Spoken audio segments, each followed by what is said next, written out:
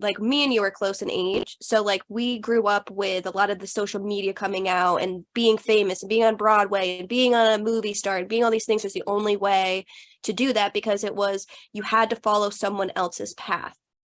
And as soon as you started following your own path and Yep. speaking your own truth, fame, right there, right then. And you stopped comparing yourself. You stopped going on someone else's path. Even though you love dancing and doing that, you stopped asking people for permission. Am I good enough? Do you like this? Am I performing well for you?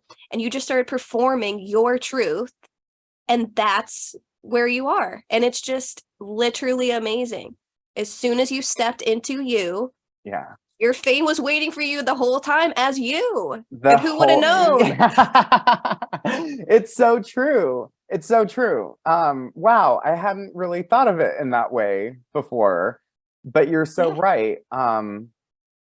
it's And beautiful. it happens so quickly too, on both platforms, on TikTok and on Instagram. Instagram kind of happened recently, because it wasn't, I mean, 2 months ago I had 6,000 followers, and in 2 months I've gained over 500,000 followers. It's absolutely insane.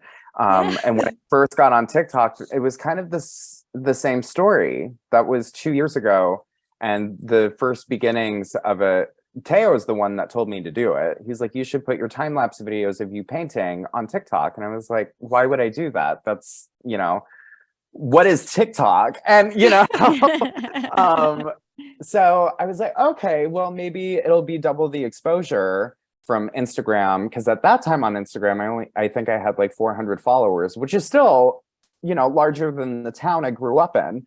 Um, so, that's nothing to sneeze at. And I was okay, if it's going to double the exposure for my art, why not? And then I started putting voiceovers to my time lapses of me sharing a little bit of my story. And I noticed that got a little bit more traction. And then I started putting myself in front of the camera and starting telling my story, because I've always wanted to be a motivational speaker. I've always wanted to share this journey in some capacity. I just didn't know how or when or what, the why, all of the things. And then eventually I just start doing it. And it just spread like wildfire.